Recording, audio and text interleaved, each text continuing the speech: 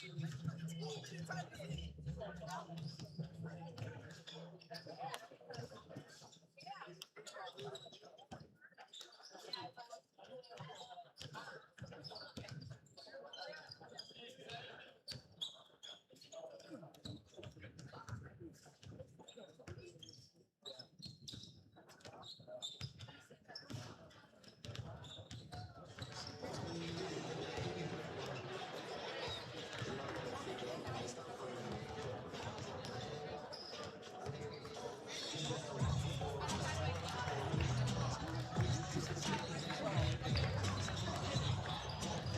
should let Riley shadow my school just to spend the day with me.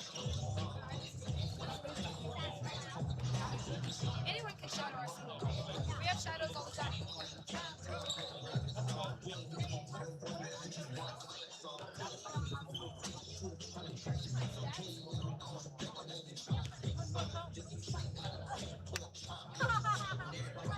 What are you carrying around there? Oh, I like that. It's so irritating.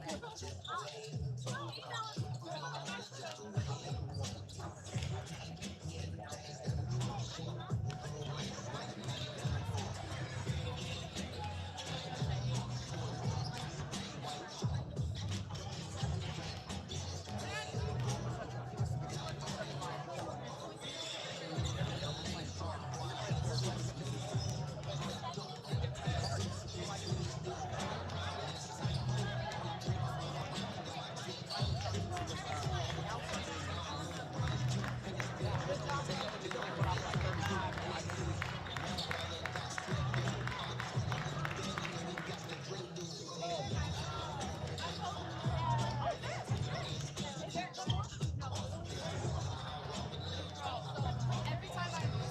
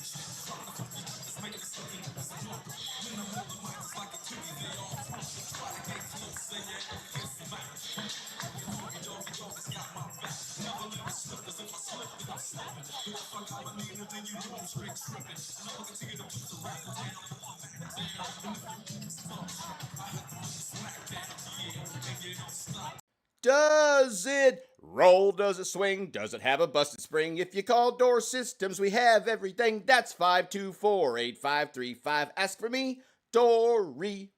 That'll get you 10% off, you know. Hey, I'm no ding dong. Call us. Don't forget the 816, silly. Ask for me, Dory.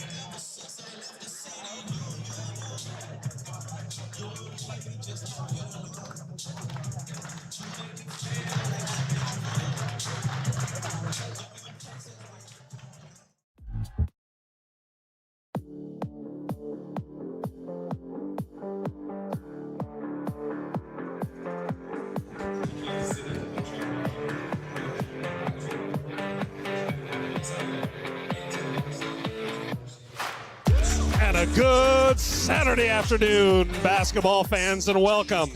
Welcome back to another episode of Showcase Saturday here in the Heartland. We are coming to you live from Piper High School in beautiful Piper, Kansas, for this cross-state battle of two of the top teams anywhere in the Midwest. My name is Sean Brewer, and I'm joined by a trio of talented broadcast teammates, starting with the cameraman extraordinaire. That is Haley Kilo, and my partner, the old-fashioned kind, David Trimble, is making sure the squirrels are fed and the buttons are working, along with some... Well, are we going to do the national anthem, David Trimble? I think we are. What we do? One of these times, I'll go through my intro without having to stop. Not that there's anything wrong with I doubt the national that, anthem. but That's a fair point. Please rise, remove your hats, and place your head over your heart as we honor America and the brave women and men who serve our country at home and around the world with our national anthem.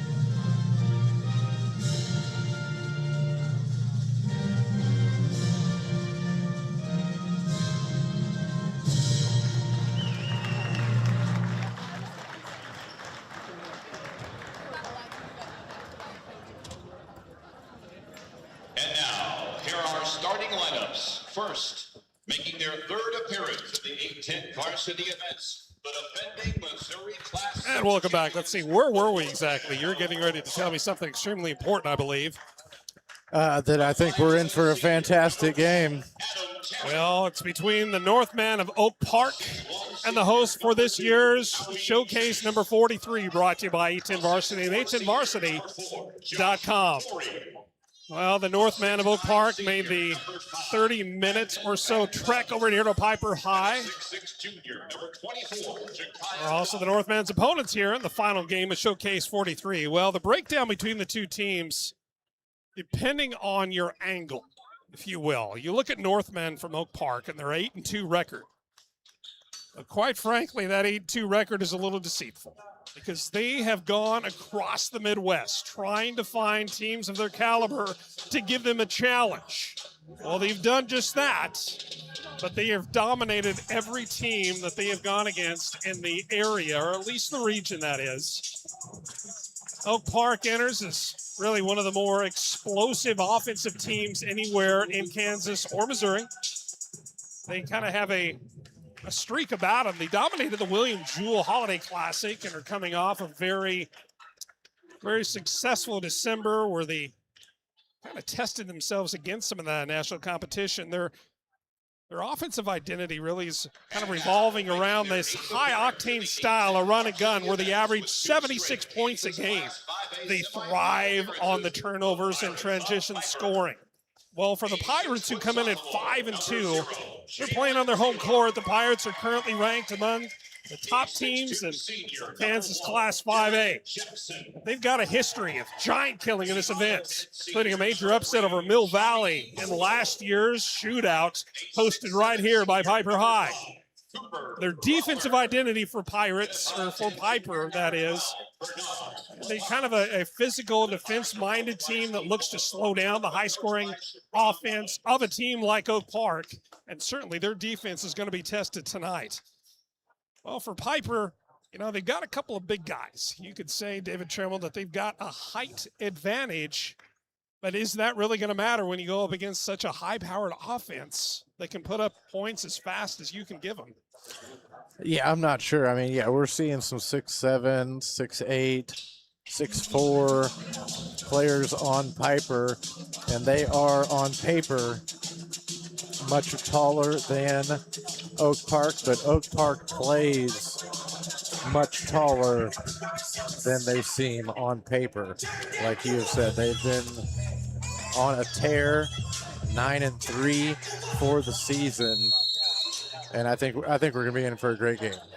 Cooper Crawford with the opening tip goes to Johnny Vogel, number 3, and he's going to be a lot of fun to watch. And, you know, I might as well just stop saying that because there's not a single player on this court right now that's not going to be a treat to watch. And we're glad you're with us here on 810varsity.com for Showcase 43, the final game of the day. Quick shot by Piper goes off, and that might, now it's going to go stay in possession of the Northmen right in front of the Northmen bench. Head coach Sharon Collins giving some words of encouragement to Josh Corey, who just put it into bounds. Josh Corey, one of the most dynamic players anywhere, averaging over 20 points a game. He wears the number 4, one of a long list of absolute stud playmakers for the Northmen, including that young man right there, Landon Van Pelt, a 6'9" senior. He's a big, wide body. He can get it done on both ends of the floor. We'll see how Piper tries to feed the bigs that they have inside with him, with number 5, Landon Van Pelt, giving up a little bit of size inside, going the other way, up off the glass, making it look easy. Adam Tanner, David Trimble. And look at the defense hustle right there. Do you not love it? Josh Corey says, we came to play. We'll take all comers. And just like that, with 6:52 left in the first quarter, the visiting Northmen of Oak Park, they're up by 6 points, David Trimble. And we said it coming into this, they play much bigger than they appear on paper, even though, you know, a 6'9" player is pretty big. Right. And that big man was moving, and then Corey only quote-unquote 6'4", Right. but having a seemingly 10-foot wingspan on that one, able to pick off that pass and put it right back up for another quick bucket. There's a technical word for players of that caliber that have the jiggle and the jive that they do. Freak. He is an absolute freak. As I mentioned before, one of the long list, Corbin Allen last year for Oak Park, kind of cut out of that same mold. Trying to get it in are the Pirates. Here comes Jalen Taylor. Little bounce pass underneath, back up top to the left wing. Good ball movement early on by Piper, trying to split the trees. And how about that finish? Cooper Crawford. He might be playing at the next level as a tight end.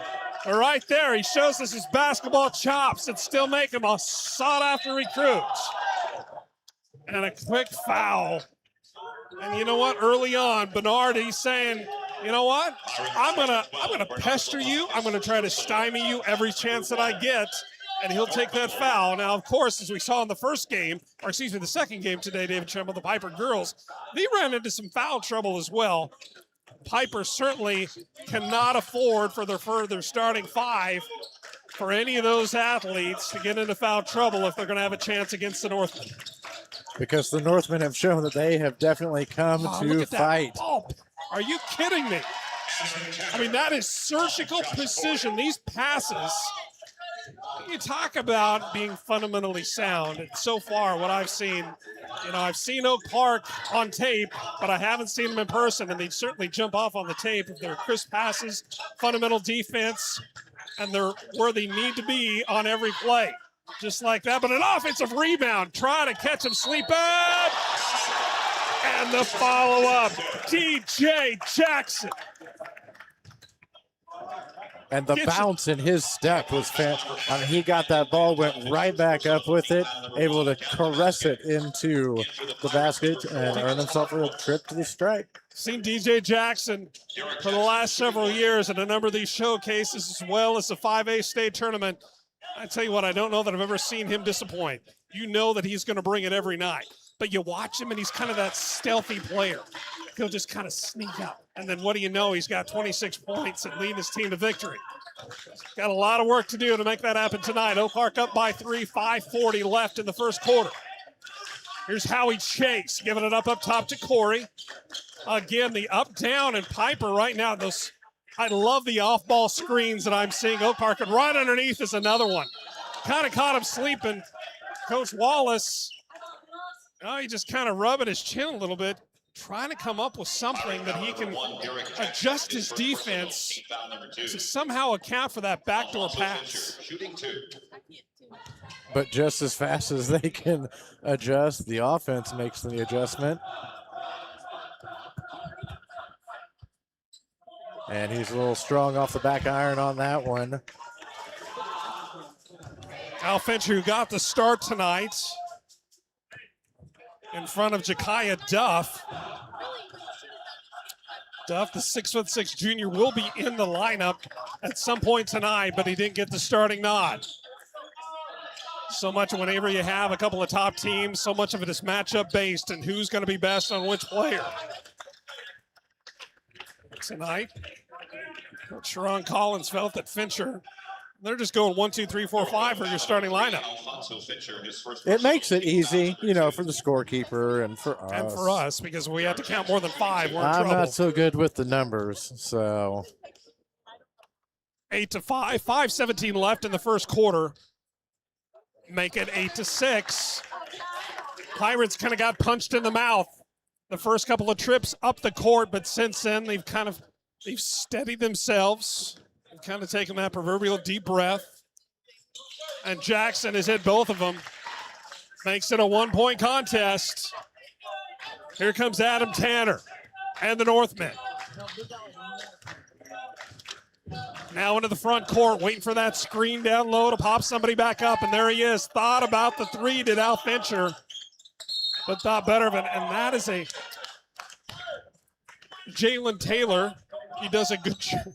And that's it's early in the contest. And look, this is a fantastic officiating crew, and this isn't some sort of indictment, but you'd hope that you kind of maybe let him play. Right, because he was he was just making a basketball play. He was playing good. He was playing good defense. Sure. And, the offensive player kind of stopped short on him, and he kind of just inadvertently ran into him. I call that inadvertent contact. I let him play. And for the Northman, number 24, Jekiah Duff. Here comes Johnny Vogel, number 3. And he's got a wicked first step, and he can handle it with the likes of the best of them. Gets it over to DJ. And DJ being just absolutely pestered by Corey. Tried to find the big fella, Cooper Crawford, underneath. Hits the side of the backboard going the other way. Northman with an opportunity to increase their 1-point lead. 4.5 to play in quarter 1. Taking a big step, falls forward. They're going to say a blocking? No, they will say an offensive foul, and I think that's the right.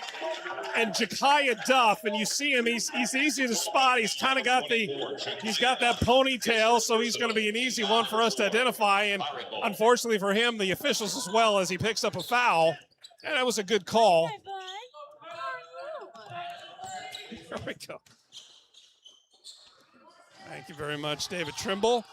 About that athleticism, a contortionist-like play, but he can't get it to fall. Here's Tanner. He wastes no time. He's at the free throw line from 9 feet away, pops it, doesn't go down, but he is going to go right back to that line and shoot a couple. Coach Wallace on the far side. He's pacing. He's one of the more animated coaches. Think about it. He does it in the most respectful way, if that is a thing. You watch him. He's not in the ear of the officials in an inappropriate way. He's going to let them know what he thinks, but he's going to do it at the right time. When there's a break in the action, he's going to let him know how he feels, and that's the way you got to do it. When there's a little bit of a break, you don't want to kind of impede the flow of the game, certainly. Tanner makes them both. Makes it a 10-7 contest, 3-point spread for Oak Park here halfway through quarter 1, 4:07 left to play. Into the contest, Chaz White. And Chaz White, I saw him pull up earlier. He had a minivan, 2 kids in the back, because you see that man, and he looks like he's about 24 years old. I mean, he's 17, 18 years old, and he's got a full beard.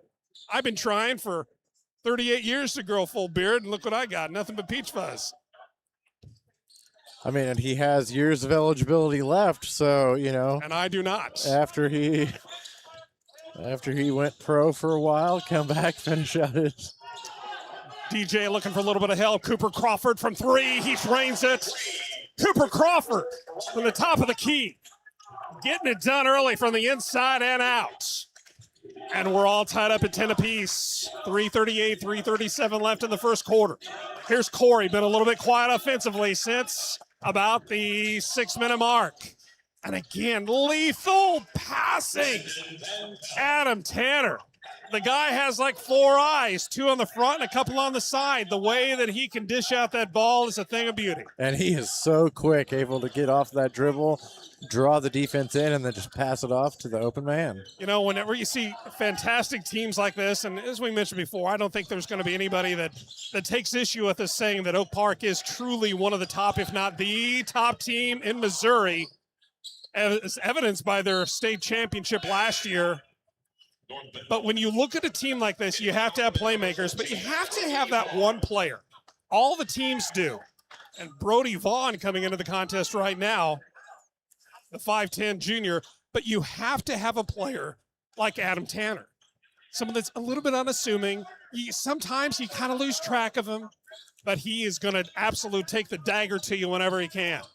Yeah, and I got to think that if anybody has any chance to watch even one clip, they're going to be able to see him and know that he's going to be a problem. Landon Van Pelt, my man, when you're that far down on the block, you got to turn that body around and put it up.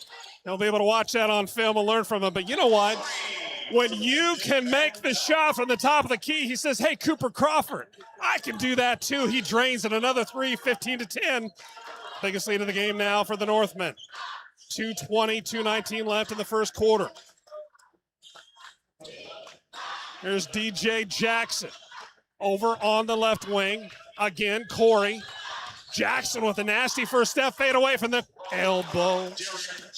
And he puts the elbow down. And 2 points more on the board, 15-12. There he is. There is Tanner, but he gets pickpocketed.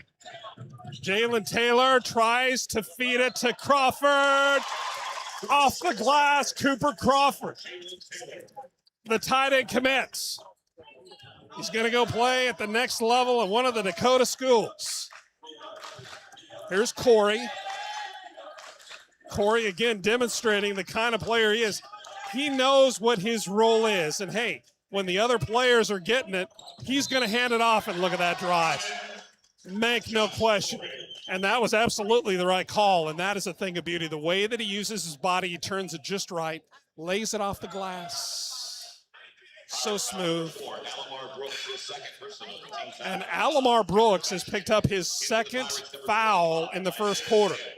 As I mentioned in the first game, David Trimble, as my old coach Lonnie Niederhaus would say, you get 2 fouls, Sean, you're going to be on the bench. And Steve Wallace, fantastic coach, championship coach for Piper, is going to sit one of his star players. And yeah, I mean, we're almost done with the first quarter, but I got to think that he's probably going to be sitting on the bench thinking about what he's done for at least the first half of the second quarter. John Havlicek checks into the game wearing the number 13 and that sweatband that Silas Barnes is sporting. I love it. Kind of a throwback player's DJ. He's got a step, and you might as well try to take it. How about that? Who's going to get that rebound? Who wants it more? Right now it's DJ Jackson. Sets it back up to Barnes. That's going to be if you're a Piper fan, that's an unfortunate play. But again, Oak Park taking advantage of every opportunity they can. 18-14, final minute 5 left in quarter 1. Brody Vaughn showing he's got some handles. There's Corey from way back. There's a great job now. Certainly want to give props to Landon Van Pelt for the follow-up. But the ability for Piper right now to get a butt on a body, they're doing a fantastic job of rebounding. Johnny Vogel from the left corner, no good. And again, an offensive rebound. Chaz White gets it back up top. 6 seconds is the differential between the play and the shot. Does not matter. Shot clock's off. 20-16 following that bucket. Final 30 of the first quarter. And, I mean, those second chance opportunities are going to be huge. If they're playing from behind, they are going to need every opportunity that they can get. And offensive rebounds is one of the easier ones to get. Brody Vaughn and Adam Tanner into the contest at the same time. Both have an ability to shoot from long range, but a rebound. Going to Piper. Isaiah Sales and his big old frame pulls it down, had a shot to go, and a quick foul. And that's going to be an offensive foul, I believe, called against Chaz White. Indeed, it will be. Chaz White picks up his first foul. 5 team fouls for Piper in that first quarter, 4 team fouls for the Northmen, who lead 20-16 after 8 minutes of play. We're going to take a quick break, and we will be back live from Piper High, showcase number 43 on 810 Varsity. We'll be right back.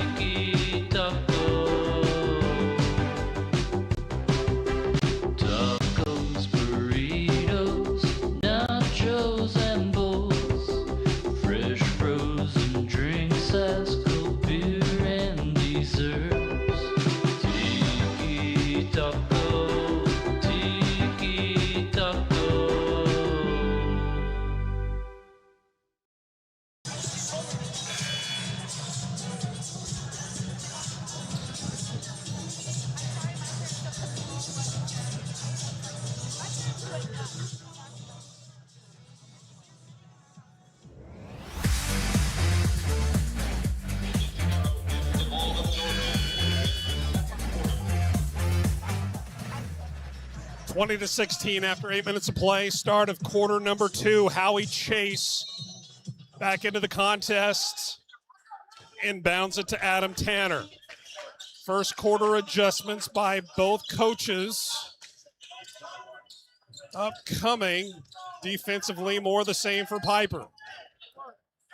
Piper's not doing anything out of the ordinary. They're pretty much the the Piper that we have come to expect. They're going to play extremely aggressive defense. They're a very good communicating team as well. Coach Collins over on the far side, a little bit frustrated with what he sees out of his team in the opening 16 seconds of quarter 2. And fouls, not really a huge issue, but a little bit of an issue in that first quarter. And I think he just doesn't want to see it get out of hand like it was. There's Tanner. He had a screen, but he decided to back it out. And why not give it? That's exactly what the big guy needs to do every time. Whether or not you've got a 6'7" guy on you, he's got the size and the width, the girth to just drop that foot, put that ball up, and that is money every time. Whether he gets a shot or he gets a trip to the foul line, that is money in the bank for number 5. Landon Van Pelt, 6'9", and he can use his body well. He could probably use a little more work at the free throw line. 20-16, 7:34 before halftime. One of the areas that Coach Collins told me that one of their strengths that they kind of take pride on, and we touched on it in the first quarter a little bit, is just that IQ, that high basketball IQ. And a lot of that comes from playing together, that cohesiveness and that bond that develops over a lot of games and a lot of practice in season and out. Here's DJ going to hand it off up top of the key, or excuse me, just inside the front court, beg your pardon. There's Silas looking for a little bit of help. Jalen Taylor decides, you know what, I'm going to try to do it myself. In and out, circles the drain, coming back up with it is Corey. Corey from the free throw line, no good, but he follows and he gets his own shot, David Trimble.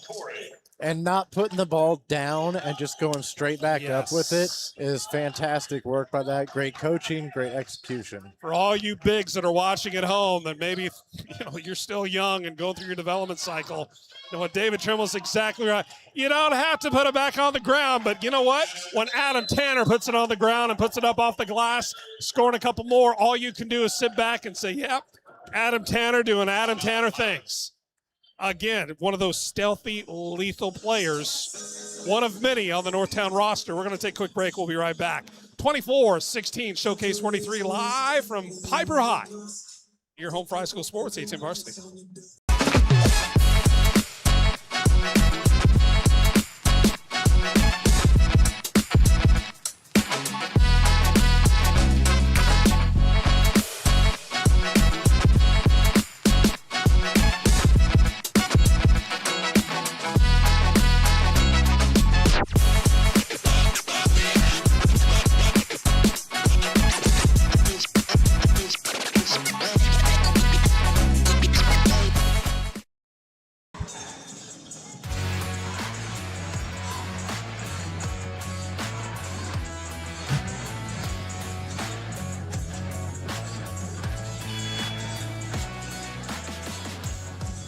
24-16, 6:47 left before halftime. David Trimble, as we looked at this game and trying to size things up and trying to get a feel for, well, what's it going to take to win for each of these two squads? Well, one of the things I identified was kind of that X factor of the three-point shooting, because Piper's defense is stout, no question, but if Oak Park and Adam Tanner and Landon Van Pelt can hit outside shots as well early, which they have, it's going to force Piper to leave the paint, and what is it going to do? It's going to open up the baseline. Almost kind of providential. But really, it's about the tempo, isn't it, in this game? Because Oak Park wants to go, go, go. And Piper's okay with setting up their offense. And there's Cooper Crawford with an error pass. He'll try to get that one back, have opportunities. Look at that, Howie Chase. Oh, now you're not going to see that too often. Unfortunately for Howie, it doesn't go in. But a great effort right there. It's kind of the opposites, if you will. You got big old Landon Van Pelt with the assist potentially. Now another opportunity. Here's Howie. He's going to push it up. Right side, back up top. Going right to left on your screen for those of you that are listening to us as opposed to watching.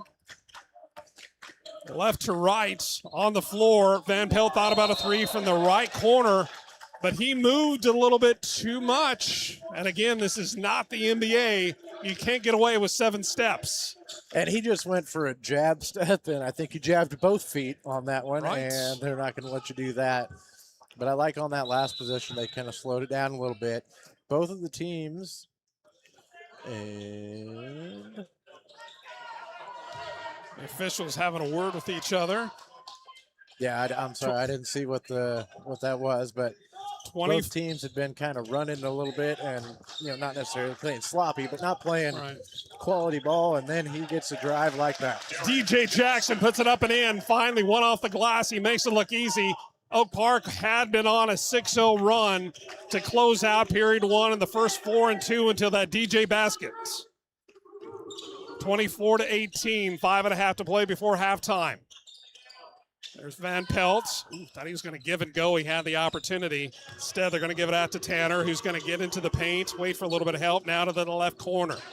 Baseline drive forthcoming. Brody Vaughn thought about it. Going to hand it off to you-know-who that has no problem going in amongst the trees. Adam Tanner. Adam Tanner, look, he's listed as 5'11" on the roster. There, with all due respect, Mr. Tanner, there is absolutely no way. And you know what? I think it would be okay if he put his actual size on there, because that just, it shows me even more what a gritty player that he is. It doesn't matter that whether he's 5'1" or 6'8". He's got the heart of a lion, and he's been a lot of fun to watch. There's DJ on the air ball rebound, or not even the rebound, but the keep and the shot. He did keep it himself. He had a good look at the basket. Here's Adam Tanner. Drops it off to Corey. Can't come up with it. Loses the handle. DJ, and there's a quick foul. And that's going to be the second foul now on Jekiah Duff. The 6'6" junior. He comes in, averages 8 points, 3 rebounds, and 1 assist. But he... In for the Northman, number 3, Alfonso Fisher. Oh, they're going to get Landon Van Peltz, not Jekiah Duff. Jekiah Duff, he can breathe a little easier, at least for right now. 24-18. 6-point spread, 4:48 before halftime. DJ sizes up Corey. Are you kidding? Oh, my.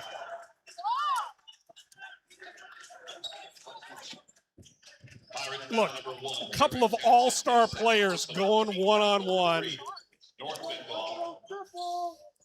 There might have been, I'm not saying there was, maybe a little theatrics, perhaps. Much to the chagrin,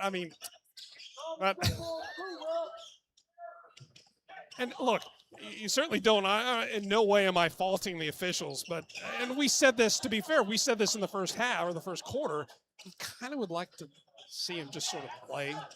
And it's no different than football, hey, are they calling it tight? Are they letting them kind of hand fight a little bit? Here's Al Fincher back into the game for the Northmen, who have a 6-point lead, 4.5 before halftime. Howie Chase over on the right wing. Corey waits for it in the right corner. He's got Adam Tanner on the other side. Are you kidding me?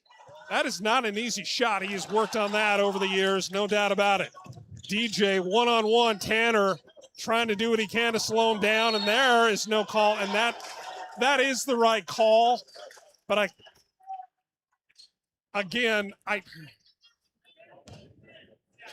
like to focus on the players, not the calls. 24-18, a couple of fantastic teams. It's been a treat so far. You kind of get the feeling that this is going to be a game that won't be decided until the final moments of the fourth quarter. Good news is we got a front row seat, or really kind of a 50-yard line seat, to all the action all evening long. Our second Missouri versus Kansas game on the afternoon/evening. First one between Blue Springs and Blue Valley West. Well, there was no doubt about it. Blue Valley West wins handily over Blue Springs to make it a 1-0 Kansas advantage. But Piper would love nothing more than to make it 2-0, but the Northmen like to even it up. Before the shot, a block. Let's see if we get this on. See Ben Booth saying that it is on number 2, Howie Chase. That's his first personal foul. Howie Chase, 6'1" senior. He's one of those utility players as well. Good rebound coming in by Ja'Kiah Duff, coming in at right time, right place. Bernard Labatt, one of the defensive specialists.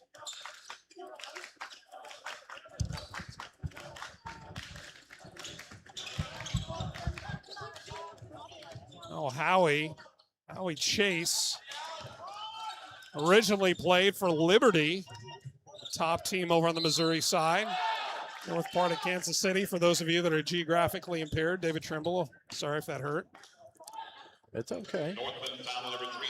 24-18, Al Fincher. Al Fincher's going to take a break. He gets slapped hands. His head coach and teammates, Brody Vaughn, checks back in for the Northmen. 3:21-3:20. Long three by DJ. His three makes it a three-point game, 24-21. It's pie time here in the second quarter, 3:14 left. Adam Tanner into the front court, a great screen by Ja'Kiah Duff, and he finishes it. That was the Ja'Kiah Duff exhibition on that series. And that was kind of a build your own pick and roll right there. Are you kidding me? He set the screen and then he that young man, he's, tell you what, he keeps you finding, he needs to probably eat a few more sandwiches, but I tell you what, put some meat on those bones. I mean, he's going to have a future because he's got that kind of that shimmy and that jiggle that we talked about some of these other players have, and he's only a junior. And the rich get richer. It's the lay of the land, as they say, for the Northmen of Oak Park. Defending state champs, top team in Missouri. Last year, the year prior, they came home with a fourth-place trophy. So they just keep climbing the mountain, and right now they are the big dog at the top. 26-21, 5-point spread in favor of the visiting team, the Northmen of Oak Park. But Piper, Coach Steve Wallace, drawing something up in the dirt right now. We're going to take a quick break. We'll be right back. Live from Piper. Mark your calendar for the 10th annual 8-10 Varsity Football Combines this spring on April 25th and May 2nd in Kansas City. NCAA, NAIA, and JUCO coaches will be in attendance, watching drills, laser-timed 40s, 7-on-7 play, and more. And results will be sent to over 3,000 college coaches. Register today, pay later at 810combines.com, or get a great stocking stuffer. Check it out now at 810varsity.com or 810combines.com.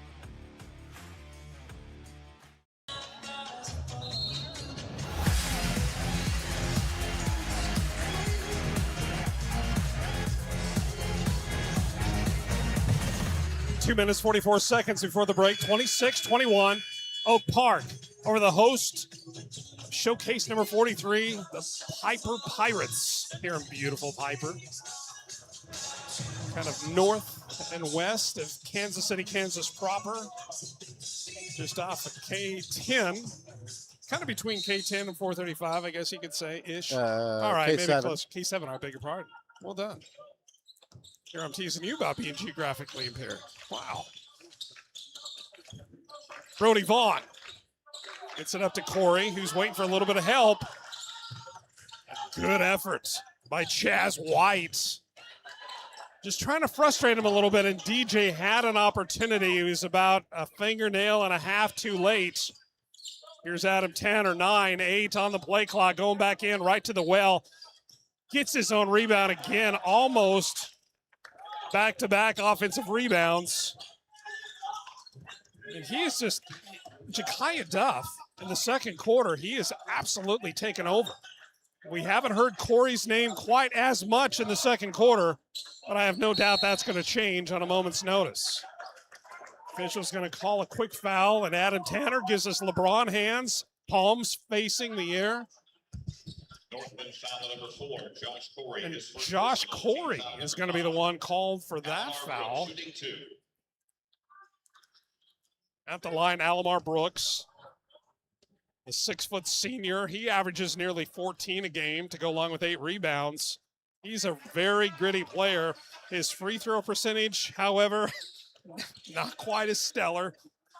53%. Now, I can laugh at that because I was like a career 50, 51% shooter. Although I did hit 8 in a row in the state semifinal. Thank you very much. Ooh, very nice. Howie Chase is right now being chased by all the Pirates, but he steps back up, and they're going to have to chase him back down the court. He gets another three, 29-21. Biggest lead of the game for the Northmen. And right now, the Pirates trying to find a way to put a little more offense on the scoreboard. Hey, There's it's Brooks. blocked up.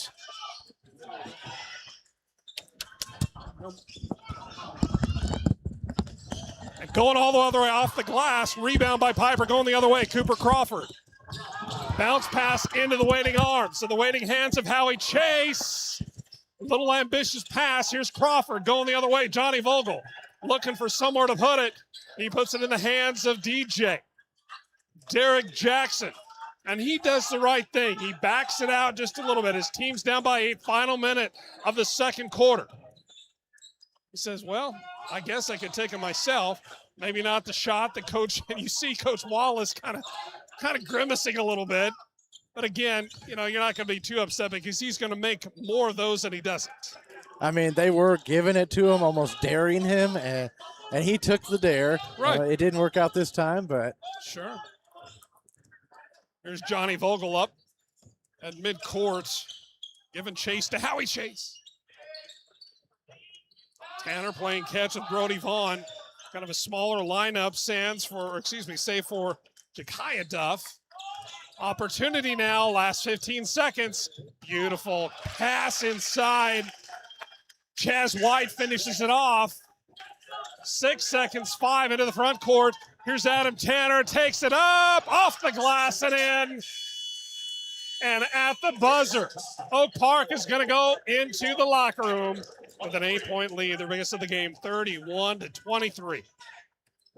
Oh, partner, if the second half is anything like the first, I have a hunch that this is going to go down to the end.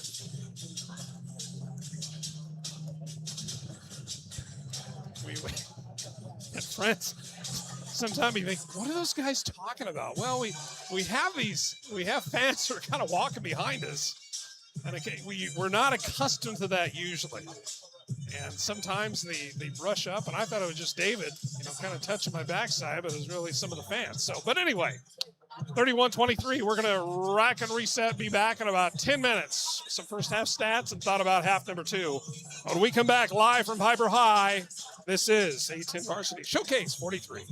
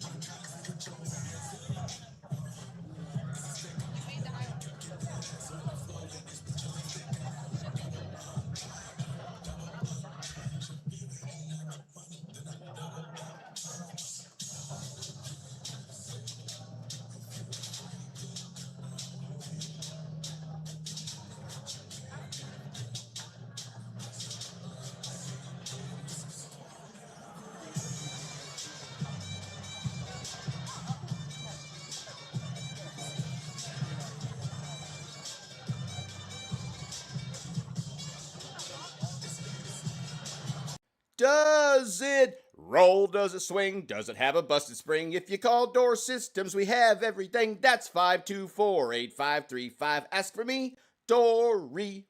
That'll get you 10% off, Hey, I'm no ding dong. Call us. Don't forget the 816, silly. Ask for me, Dory.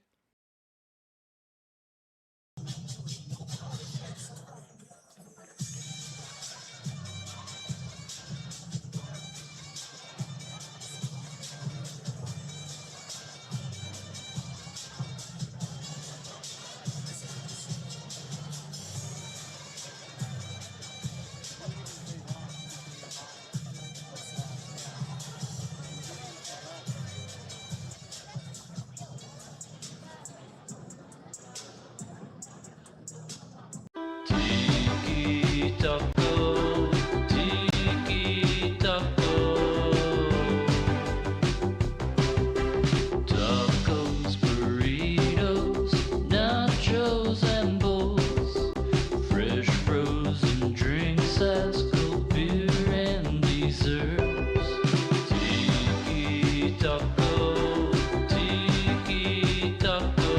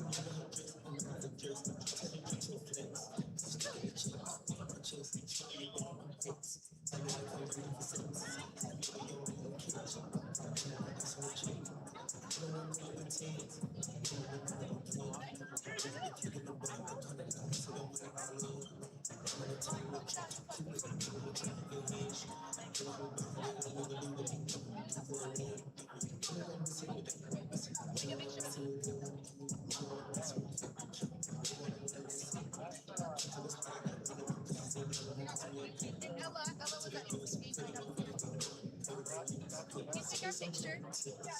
You do one this way and one this way. No, you pull this. Stand up. Stand up.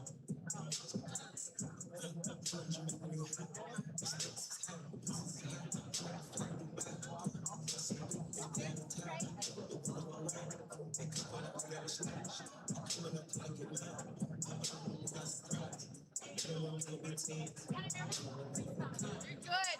Oh, I get it why. I get why.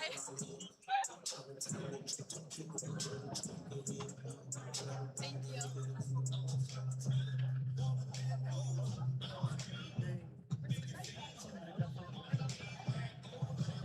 So cute. Now I can put my No, I didn't.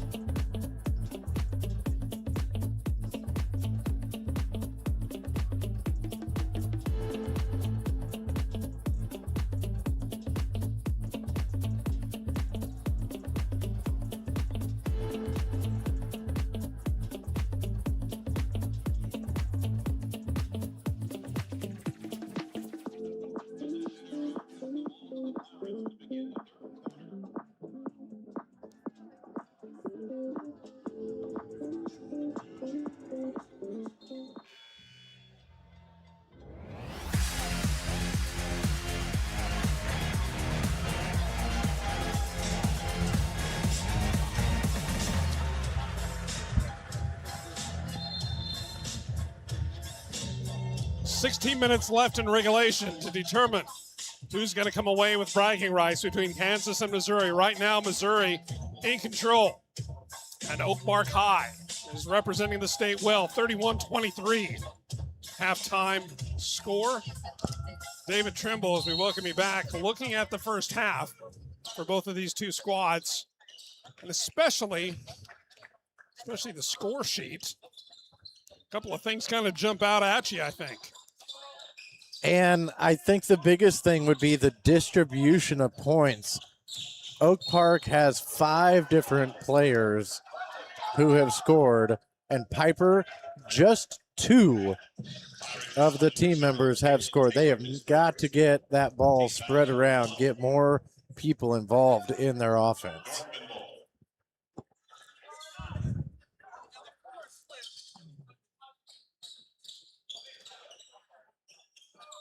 Landon Van Pelt now on the left side. Hands it off, a little give and go to Corey. A little delay shot. He tried to float in the air like a helicopter. Wasn't able to convert. Now going back the other way. Piper only with 2 Pirates with points in the first half. 16 of those points, 16 of the 18. Or excuse me, they said this a different way. 16 of the 23 points for Piper came at the hands of DJ Jackson. The other 7, Cooper Crawford. He had an opening minute dunk, and then that 3 and a couple of free throws as well. Right on cue, my man. Cooper Crawford puts it up and in, down to a 6-point lead. And the big man showing a nice light touch on that one to get that one to go. Those soft hands are going to serve him well as he takes his football talents to the next level. There's a big rebound. Alamar Brooks looking to push it up, looking for a little help. He tries to split the trees, and that's exactly what you need to do if you're Piper. You have to drive to the basket and try to draw the foul, which is exactly what Alamar did on that play. Jekiah Duff, that is his 2nd personal. Now he has as many points as he does fouls. But let me tell you something about number 24 for the Northmen. While he only has 2 first-half points, his presence was felt, especially in that second quarter. And that young man was going up and down the court, making plays within seconds of each other, and really kind of giving the juice to the Northmen that kind of catapulted them into that 8-point lead going into the break. Right. And then, it's the same thing as, pretty much any sport, football, a really nicely timed block is not going to go down on any stat sheet or anything like that. But, it definitely makes an impact on the game. And there's things like that in basketball, making, I guess a rebound does go onto a stat sheet, but, maybe a screen or a fake that draws the defender. Baseline drive, short corner, can't get the roll, rebound, offensive rebound, right on cue. Jekiah Duff puts it back in. Had been a 4-0 run by the Pirates to start the third quarter, but squelching it with that basket was Jekiah Duff. There's Johnny Vogel, who's looking for his first points of the game, and he's not going to get it on this possession. There's Landon Van Pelt. Oh, he's a big boy. There's Corey. As I said, in the first half, Corey well below his season average. He only had 7 first-half points. That's a hard but a good foul. Again, we talked about it in the first quarter, David. You want to make sure, if you are Piper, that the Northmen know they're not going to get any easy buckets inside the paint. Right, and I don't have the free throw stat in front of me, but when you've got several players shooting down in the 50s and 60%, right, I would absolutely every day, twice on Sunday, trade a foul for making them earn it on the free throw stripe at 50%. Makes them both back to a 7-point lead by the Northmen. Here comes Brooks. Over on the far side in front of the bench. Now curls around into the paint, dumps it off to Chaz. Doesn't have the touch, going the other way. Rebound again by Landon Van Pelt, 2nd of this second half. Boy, he's got a quick first step. How about that follow-up? He loses the handle, does Howie Chase, but he chased it back down. Not really a rebound, but he just somehow comes up with it, puts it up for 2. Put his team up by 9. Biggest lead of the game, 36-27. Right, it was almost like a pass to himself. Here, Right. here, That's what you hold this hey, for a second. That's what he's going Wait, to let tell. me get that back now. He's going to say, hey, coach, when they're watching on film tomorrow, Monday, hey, coach, I was just passing it to myself. Exactly how what I he's gonna drew it do. up. Tanner brings it into the front court. Plain catch on top of your screen on the right side. Northman going now left to right on your screen. Last touch by, I think, Johnny Vogel on the far side. And we had an opportunity to see Piper a couple of times last year, and Johnny Vogel is one of those players. He's the firecracker. He's the microwave that, given just a couple of extra seconds to make a move, let him square up, get his shoulders right to the basket. He is absolutely lethal from beyond the arc, but he's had very few opportunities to let her rip. Here's DJ curling around, leading all scorers with 16 first-half points. There's Vogel, Chas, beautiful bounce pass, but Cooper Crawford could not finish. Sometimes that big 6'7" frame isn't quite twisty enough. Number 22, Chaz White, his third personal. That's going to be the third personal foul on Chaz White, and also the third team foul on Piper here in quarter 3. And it is a little early for them to be getting up in that third, and there's the big jam. You know, you talk about catching the defense flat-footed.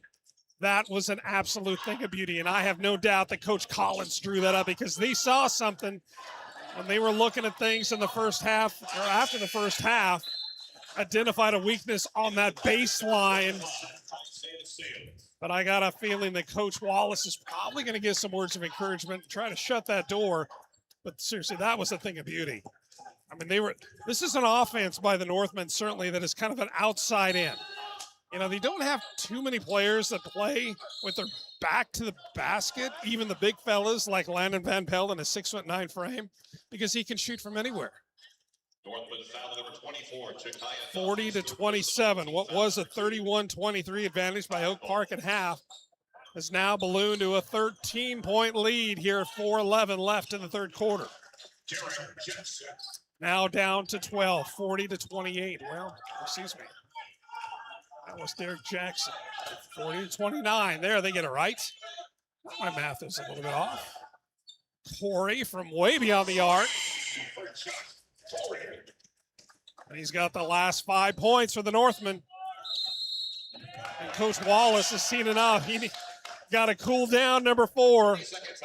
Al Fincher's going to be coming back in for the Northmen when we come back from this quick break. 43-29, 3:47 left in the third quarter. You are watching Showcase 43 live from Piper. We'll be right back. Does it roll? Does it swing? Does it have a busted spring? If you call Door Systems, we have everything. That's 524-8535. Ask for me, Dory. That'll get you 10% off, you know. Hey, I'm no ding dong. Call us. Don't forget the 816, silly. Ask for me, Dory.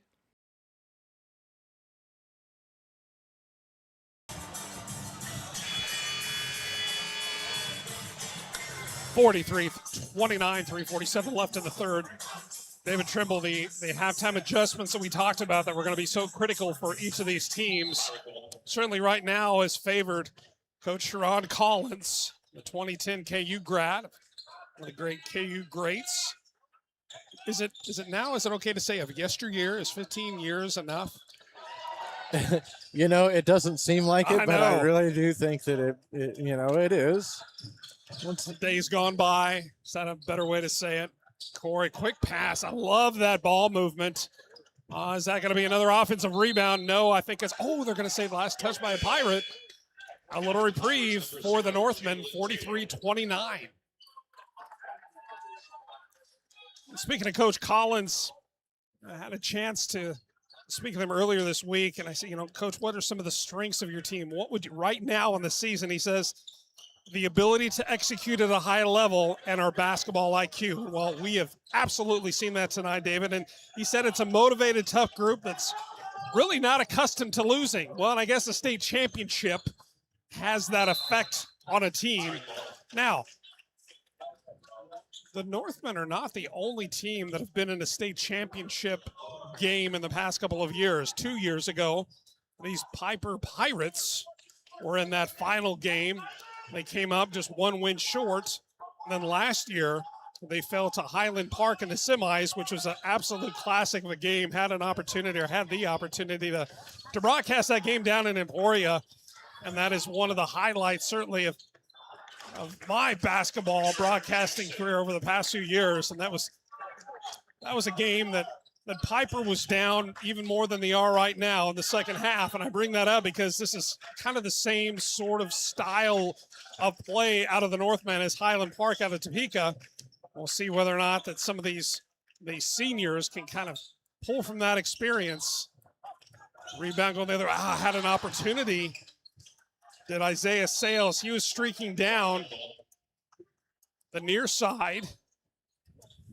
And he had a couple of steps. Like a good football receiver. Had a couple of steps. Great crowd here at Piper High. Not too many empty seats in the stands. Appreciate you spending some of your Saturday evening with us here on A10 Varsity for showcase number 43. There it is. That's exactly what you need to do every time. Until they take it away, young man, that's exactly the move. Landon Van Pelt getting it done once again. Van Pelt in the first half, he had 9 points. He's up to 11, trying to make it 12. And trying to give his team a 15-point lead. 2-12. And you got to kind of wonder, and oddly enough, we saw this out of the girls game just one game ago when Pirates went up against Blue Valley Northwest. You kind of got to scratch your head and think, where are they going to get points? How are they going to get points against this nasty defense that Oak Park, the Northmen of Oak Park are displaying right now? And Piper, they've put together little mini runs here and there where they've rattled off a couple, 2-3 good possessions. They just need to put a few more of those runs together and keep the consistency. They've been getting the shots. They just need to get some of them to drop a little bit more. When I was speaking to Coach Wallace earlier this week, and he said exactly that, David Trimble, it's that consistency. He said that I'm going to quote him, he says, we have to consistently rebound. And he says, and he added, we have to have a defensive team that is hard to score on even when you don't really turn it over. He said that, they want to make people score through their chest. They've got to go through them. And so far, that's what the Northmen are doing. With some very aptly timed threes to give them a little more cushion. Northland foul number 4 for number 3, Alfonso Fincher, his 4th personal. Brody Vaughn coming back in, and one of the questions asked Coach Collins is, hey, who's one of your most improved players this season so far? And he said Brody Vaughn, no question. And he says, and I'm going to quote him, he says, he's been the most improved player so far this season. His growth and development have been significant and impactful. How about that? How would you like your coach to say that about you? I would like that a lot. And right here, that was a beautiful drive. DJ Jackson, he got that ball down low in the paint, thought better of it, took it back out, and then saw what he liked and took it in. The basketball IQ. Landon Van Pelt is trying to take this game over.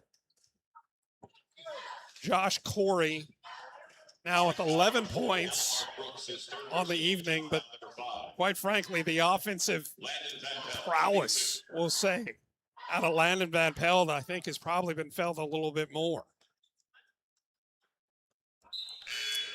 The heel of the rim is very unforgiving. 13-point spread, 1:06 left in the third. Back in is Bernard Labatt. Number 12 for Piper.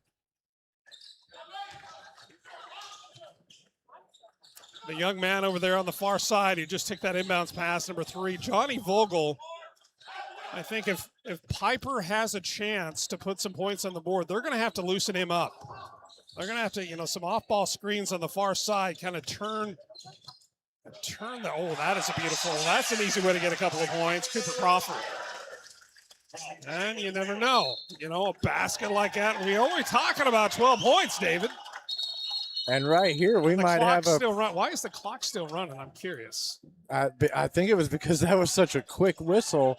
I don't think that they heard it because Well, that's it. I think they're going to probably fix. Well, yeah, they're definitely going to put some time back on the clock, but they are saying that the inbounder, I'm sorry, I didn't catch who it was, stepped on the line as he was getting ready There to it is. inbound it.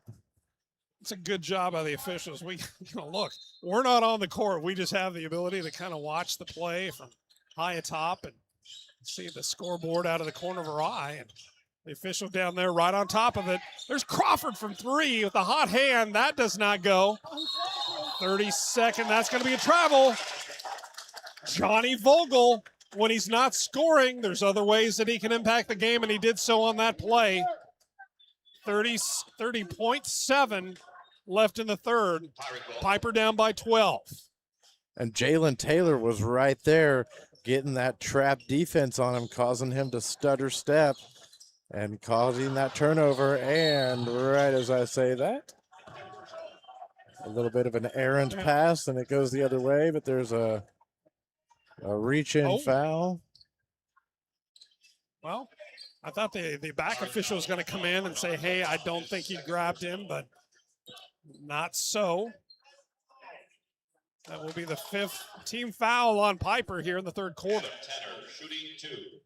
And because of that, Tanner's going to be shooting a couple on this charity stripe. This team up by 12.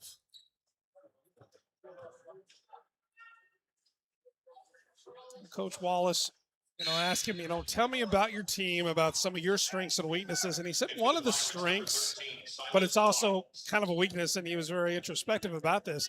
He says that there's so much talent, and he's got a lot of depth this year, that sometimes it's a challenge to figure out who to put on the court at the same time. And for those of you that, look, I haven't certainly coached at the level that Coach Wallace or Coach Collins has, but that's spot on, because you can have playmakers, but can they play together? And this isn't look, I'm not a fan of KU or Missouri, but you look at KU and the basketball team right now, and they've kind of got an identity crisis and trying to find that right group to play together. DJ Jackson tried too much, and that's going to be a tip. Yeah. A little encouragement there by Jackson. Reminds the official that it was tipped, was blocked. Here's Alomar Brooks coming in with 11.5 left in the third. Right. I mean, you got that. I mean, you've got, if you have all the talent in the world, one person can only do so much. You got to have people that can make plays as a team. You have to have the Pippen to the Jordan, the D Wade to the LeBron James back in the Miami days. You've got to have players that gel and can work together as a team. Well, for Oak Park and their 9-3 record, you think, that's 3 losses. Are they really the cream of the crop? Well, let me tell you this. Their first loss was to Parrish. And you think, well, where is Parrish, Missouri? No, friends. Parrish out of Dallas, Texas. And they beat a very good Millard North team out of Nebraska. And then they took their second loss of the season against Bryant. And you wonder. I haven't heard of Bryant, Missouri. Well, there is no Bryant, Missouri, but there is Bryant, Arkansas.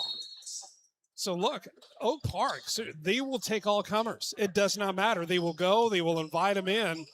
And because of that gauntlet of a schedule that allows them, really to take a 31-23 lead at halftime to a 49-37. I beg your pardon, 51-37. And that's one of those ones where when it's going your way, it's just going your way. Blue Valley Northwest last game. He kind of just twisting and turning and almost threw that one up, and it went in. And, quite frankly, if you're a Piper fan, you're kind of hoping that you can come out and at least put a couple of baskets together to start the third quarter to build a little momentum and try to make stops on defense. And I know it's cliche. There's certainly a lot of time left. 8 minutes, in fact, in regulation. 14 points. For a team like Piper, they have an ability to put up points in a hurry. But as we said from the get-go, look, this if this was going to be a run-and-gun game, and it certainly is for the Northmen, advantage at Oak Park. But if Piper can slow it down just enough, then they might have a chance, at this point in the game to kind of build a little momentum and reclaim the lead. But they got a lot of work to do right now. Well, after 2 quarters of play, there were only 2 players for Piper in the scoring column. After 3 quarters of play, we have 2 players in the scoring column. The Northmen of Oak Park, we got Adam Tanner with 10 first half. You have Bucket in the third. Howie Chase with 3. Josh Corey now at 11. Jakaya Duff is going to be back in on the court. Oh, boy. Jakaya and Landon Van Pelt. Now watch those 2 big fellas. 5 and 24 going to work. Jakaya kind of got his elbows out there a little bit on that screen. But no call. There's Howie Chase. It's a tough shot on the run from 45 degrees. Right now, Oak Park's playing like it's about 125 to 0. Well on their way. They are hot to trot. Need to explore what a Northman actually is a little bit later in the broadcast. They're just out there chopping wood, doing the lumberjack thing. Jackson trying to keep his team into it. Make no question, this is absolutely DJ Jackson's team. DJ Jackson Jr. Alamar Brooks. Hey, you know what? That's a scrappy play. I think Jakaya Duff didn't exactly expect that, or he would have probably held the ball a little bit higher or got rid of it sooner. But, hey, credit Alamar Brooks for coming in and putting hands on the ball. Right, and they have the possession, so they get it right underneath their own basket here. See if they can put together a little bit of a nice. That was a fantastic go back by Cooper Crawford. Look, I have no doubt that he's going to be a standout player in football. One of those players that you're going to hear about in 2 years, getting this big money offer from a major program. He's 6'7". With soft hand, he can catch the ball. We know that he has an ability to get up and down the court, and I would suspect that he's got a little bit of a pop in him as well out on the football field. But right now, it's all about basketball.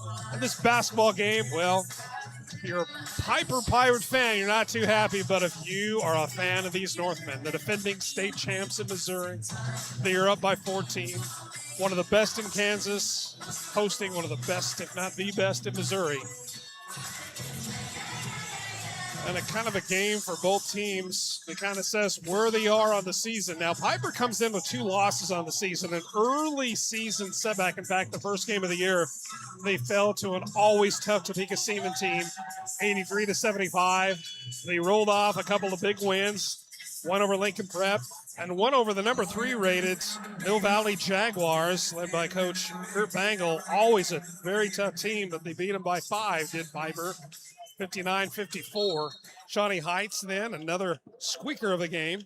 So they know how to win the close games. He took a tough loss with Topeka West, and they're one of the top teams in 5A as well. Right now, Piper is ranked in the top 10 in 5A.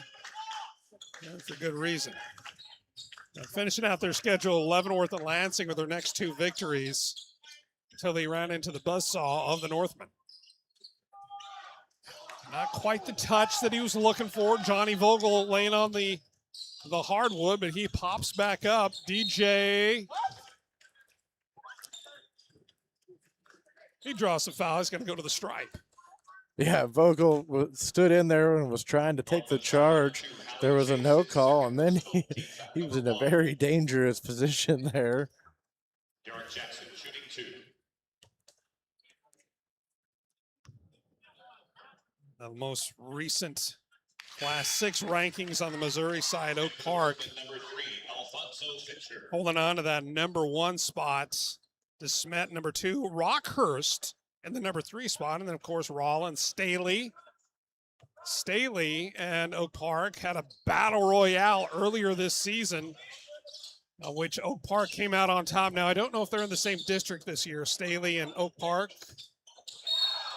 I have to look at that, but those are a couple of great teams. Northman foul number 1, Adam Tanner, his second personal. Coach Neff up there at Staley always puts out, no matter who he's got.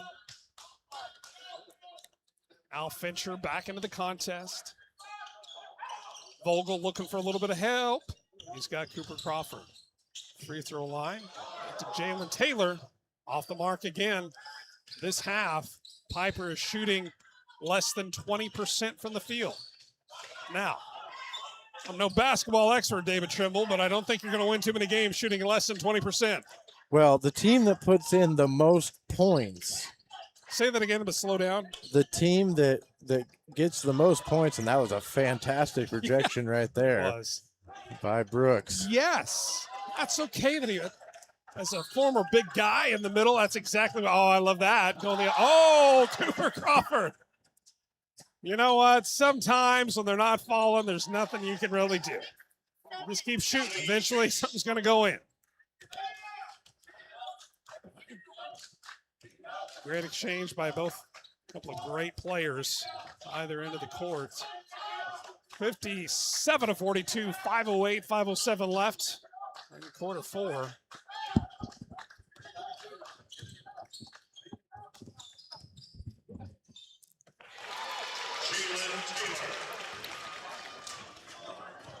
Jalen Taylor.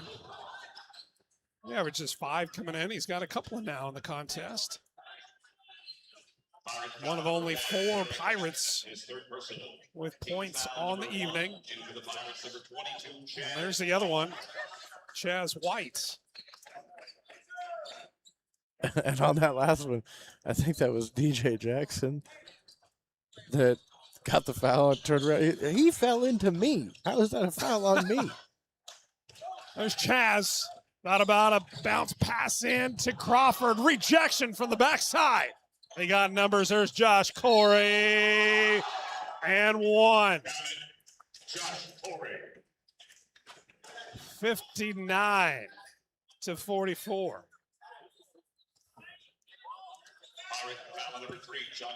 Just when you think Piper might have a little bit of a run left in him, you got to play like that. Mason Moore, or I beg your pardon.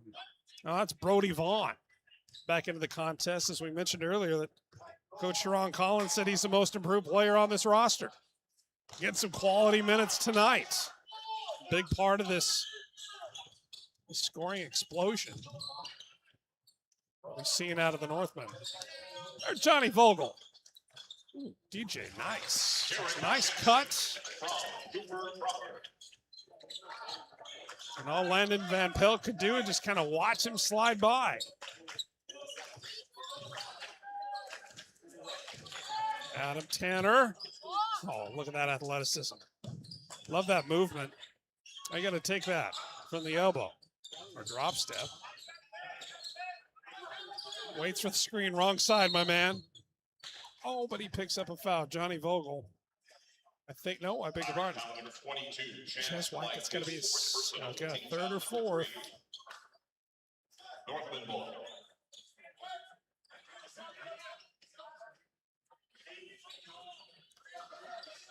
With the 4 minutes and 5 seconds left here in this contest, Mark. Time to start thinking about the Lady Speed Stick Player of the Game, sponsored by Waffle House.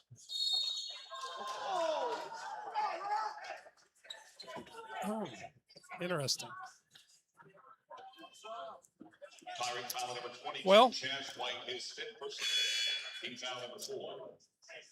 your coach, Steve Wallace, I have no doubt that after a game like this, and again, hey, I know there are no moral victories. A W counts the same whether you win by 1 or 51. It's still a W, and in this case, a loss to the best team in Missouri as opposed to a loss to someone that's not as good.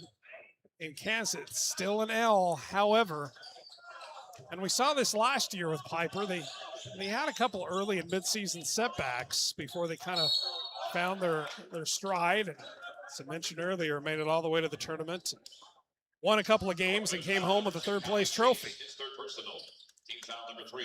Howie Chase, Shooting 2. despite his injured, or he has something going on, maybe a knee sprain, is evidenced by that brace on his right leg.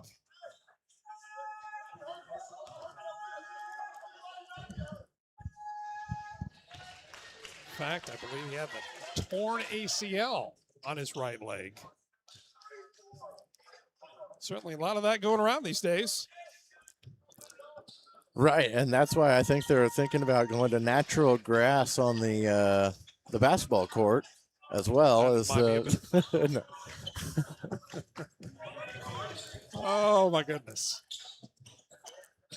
You know, that'd be kind of fun to watch. You really wouldn't be able to dribble it, just sort of an all pass. Now look, there have been plenty of practices with my guys over the years where I would say absolutely no dribbling. When they had Corey, he jumps from about 10 feet away, still lands on the rim, but he couldn't quite bring it down. There's Jackson, lost the handle, and now Corey with an opportunity. His name's Josh Corey. You know what he does? He makes plays, just like that one. And he leads his team. Well, they're 303 away from a victory over one of the top teams. Kansas Class 5A, right now 62-48. And he's going to be pledging thigh slamma jamma. Right. As he takes his. Hey, how many people listening know the reference? Thigh slamma jamma? Probably not very many. Not enough. Again, showing our age. Not enough. But yeah, I remember those good old peach basket days fondly. They had the outhouse like 100 yards away, and that was always kind of a pain. And he gets to roll one of the few times tonight that Mr. Jackson is able to get a favorable roll. Tanner kicks it out to Corey. He says, you know what? I don't think I really need to take that. Going to burn a little more clock. 2.5 to play. There is Brody Vaughn. Dribbling him back up to the big fella, Landon Van Pelt. Back to Tanner. That one is a little bit off the mark. Johnny Vogel hands it off to Alomar. Hey, you know what? Johnny Vogel could have taken that himself, but he saw his teammate underneath the basket. And hey, you know what? 2:13 left, 62-52, David Trimble. We have been a part of games for A10 Varsity with less time on the clock and a wider margin to make up between the two teams. Is 10 points against one of the top teams in the Midwest doable? I think it probably is, but a lot of things have to go right for the Pirates. Right. I mean, the last, maybe 4 or 5 minutes of game time, they've been scoring the points. They just have not been able to put together any stops on the defensive end. So if they can get some points like they've been doing and just get some stops on the other end, 10 points is nothing, especially with the 3-ball. That's 3 possessions and you're right back in this one. A couple of quick steals. But what you're saying is, so you're saying there's a chance. I'm telling you, there's a chance. Well, that's all we need, right? 62-52, 2:13. Buckle up. Let's see what Piper and Coach Steve Wallace drew up, and he's having some words with one of the top officials in Kansas, Ben Booth, on the far sideline. And a part of a couple of clinics, and they're having a respectful, friendly conversation. Each of them kind of letting them know exactly where they stand. North and goal. Sound like he said north and goal. That's Curtis Siebel with the golden pipes on the PA here at Piper High for showcase number 43. Full court pressure being applied now for Piper.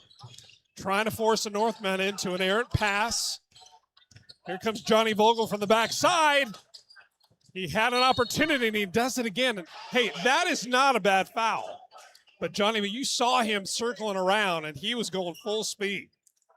And it was almost he was able to poke that ball away, but it just serendipitously went right into the hands of another one of the Northmen. So it was almost like he made a pass to himself, or not to himself, to the other team. Right, but don't you love the hustle? A hustle play like that by Johnny Vogel. Here it is. There's 2 minutes and a second left. You're down by 10. That guy, again, and he always plays that tough. You know, the 2 or 3 times that we've had the fortune to call one of the Piper games. In fact, I think this is the first time that we've had Oak Park since the DeSoto tournament, I think 3 years ago. The Allen brothers, Dos Allen, both in attendance back then. I think, yeah, Corbin, well, I think Corbin was a sophomore, if I'm not mistaken. But my old age, you get a little forgetful. DJ turns it around, draws the foul. He's going to go to the line. And look at that. On the scoreboard, with that point, Derek Jackson now with 1,000 career points. But I have no doubt, and talked to that young man over the years, I have no doubt that he would hand all of it back in exchange for a win tonight. Really any win for that matter. He's a competitor. He's got a great head on his shoulders. Ja'Kiah Duff back into the game. Trying to spread the defense, no travel. And a quick timeout, and why not? Nothing wrong with that timeout, Coach Sharon Collins. Can't take him with you. They're up by 9, 144. Now, if we kind of do the math, it was 10 points. Now it is 9. Took them 16, 17 seconds to get that extra point. They kind of keep doing that over the next 2 minutes. We got a 3-point game. I was not told that there was going to be math involved, so I can neither confirm nor deny, as they are recognizing that young man's talent. 1,000 points. Getting some pictures for both sides. And, hey, well-earned recognition. I mean, he is true. They got that banner printed fast, didn't they? Yeah, I don't know why. Is there a Kinko's? Is Kinko still around? Is that still a thing? FedEx absolved them, I think. I think some of them might be a FedEx, Kinko's. Gotcha. KFC, Pizza Hut. Taco Hut. Right. 144 left. 64-55. Oak Park trying to go to 10-3 on the year. Piper trying to go to 6-2. So you head back into UKC play in the coming days and weeks. The officials are getting together, having a little chit-chat down on the baseline, trying to figure out where they're going to. There we go. They decided it's going to be between the E and the R and Piper on the baseline. Vogel's jumping, trying to make something happen. They inbound it cleanly to Corey in the far left corner. He's going to dribble it up, switches his dribble, turns around, right from the elbow, pops it back out to Tanner, who's going to reset. 15 on the shot clock, 1:30 on the play clock, or excuse me, the game clock. Play clocks in football and game clocks. South Carolina Gamecocks. Ha! 64-55. Van Pelt. Here comes Silas. Silas Barnes, a 6'1" junior.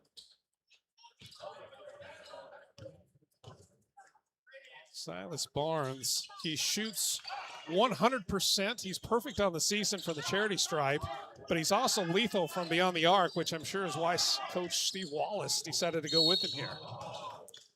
And Corey came out of nowhere, shot out of a cannon from the baseline. A little bit out of control. He wasn't able to pull the ball in. Taps it out of bounds. Stoppage and play. Al Fincher back in. Josh Corey to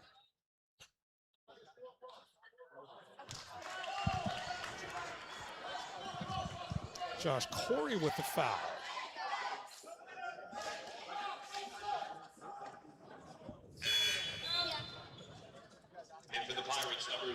Jalen Taylor. Taylor, he shoots 44% from the field, 60 from the stripe. But his presence is felt defensively more than offensively. Trying to come up. They're going to do full court pressure, try to trap. And there it is. That's why he's in the game. Comes up with it. Gets it to Johnny Vogel and a beautiful pass. Coach Wallace waiting for just the right time. Ooh, boom. Jakaya Duff. Just, if you're a Piper fan, you're thinking, okay, now we got, okay, maybe not. Good hustle by Duff to get back. Put that one up and through the cylinder for another 2 points for him. He's had a nice game. Only a 6-point on the night. More rebounds than points.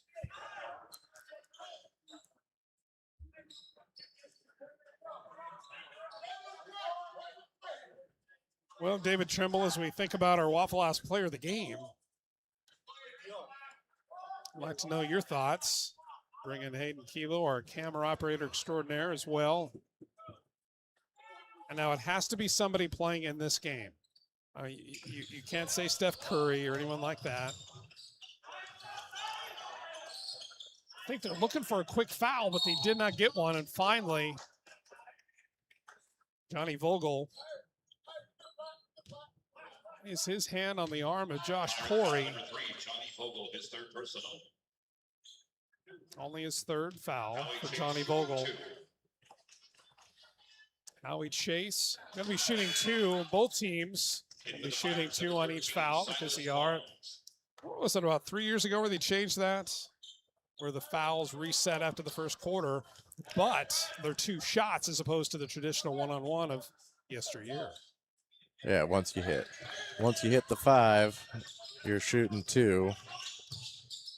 Vogel to Crawford. Alamar Brooks. 68-59, 9 points. Jackson. There's Crawford. Crawford wanted to make sure that the official saw I think him. it's just that he's such a big guy. Him swiping for the ball is a little more obvious than. It's like one of those wind turbines. Yeah. I don't know. He's got like an 8.5-foot wingspan. His arms are seriously. I don't know. It's like Alden Smith from back in the day, University of Missouri. You see him and his just standing straight up, and his hands almost reach down to his knees.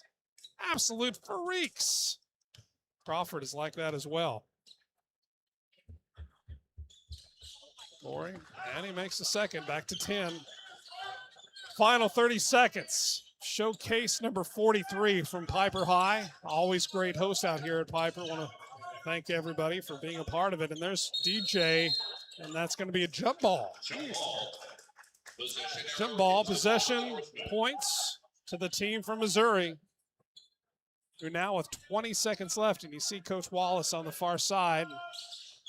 Kind of palms to the face. He's just sort of taking it in, and I have no idea. Hey, he is a very strategic coach, not just in the X's and O's, but how he coaches up his players.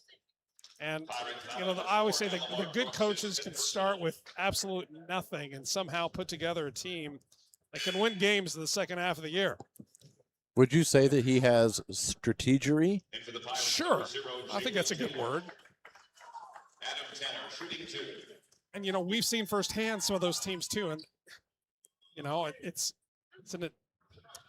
guess this just goes to show the effort that those coaches, and I'm thinking of Turner High School, Coach Brett Esch, coaching the girls and, kind of taking a program in the boys and girls side, that programs that were kind of, forgotten or an afterthought for so many years, and, injecting a little bit of enthusiasm and energy and building that momentum within the program to turning them into something that they're winning games now, and they're competitive in games. I mean, that's the mark of a good coach. But, yeah, Coach Wallace, no doubt, he'll use this to his advantage. Crawford can't get it in. And that's pretty indicative of how the night has gone for Piper. And there's Tanner. Last dribble pass. That won't count. But the win will for the Northmen. 70-59 is your final score. Showcase number 43 is in the books. Thanks again for spending some of your Saturday evening with us. On behalf of Hayden Keeler, our great camera operator extraordinaire, and my good friend and partner, David Trimble. My name is Sean Brewer, and until next time, good night, everybody.